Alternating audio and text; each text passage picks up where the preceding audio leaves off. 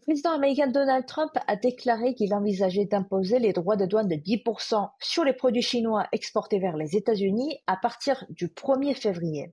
L'un des objectifs affichés par Washington en imposant ces droits de douane était d'encourager le retour de l'industrie manufacturière aux États-Unis. Pourtant, l'effet obtenu est peut-être tout à fait l'inverse. Les médias comme Newsweek estiment déjà que les droits de douane ne permettront pas de relancer l'industrie manufacturière aux États-Unis, mais ils nuiront plutôt à sa revitalisation. L'industrie américaine dépend fortement en effet de l'importation des produits intermédiaires venus du monde entier. Or, en taxant lourdement surtout les pièces détachées, eh bien, les coûts de production vont bien sûr augmenter, et ce qui réduira en effet la compétitivité des produits finis. Et lors de la crise financière internationale, on se rappelle bien que l'industrie manufacturière, à l'époque, représentait 12% du PIB américain.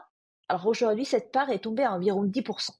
Donc cela illustre que, au moins en partie, qu'il vaut mieux aller réfléchir aux problèmes structurels de l'économie américaine plutôt que de compter sur les droits de douane pour redynamiser son industrie manufacturière. Et en outre, deuxième raison, c'est que les États-Unis espéraient en effet utiliser les droits de douane comme un atout de négociation contre la Chine. Néanmoins, cette guerre aujourd'hui ne freine pas vraiment le développement de la Chine. Selon les chiffres officiels publiés le 13 janvier en 2024, la valeur du commerce marchandises de la Chine en effet a atteint un nouveau record historique. C'est déjà la 8e année consécutive que la Chine demeure le premier pays commerçant de marchandises au monde.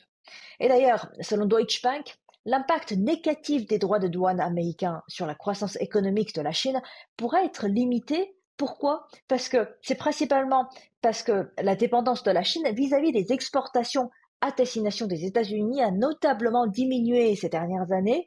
Actuellement, ces exportations ne présentent plus qu'environ 3% du PIB chinois. Donc, en tant que première et deuxième économie mondiale, il est inconcevable que la Chine et les États-Unis cessent complètement leurs échanges, et en même temps, les succès de la Chine et les États-Unis constituent les opportunités énormes pour le monde entier. Et aussi, bien sûr, constituent également les opportunités réciproques pour la Chine et pour les États-Unis.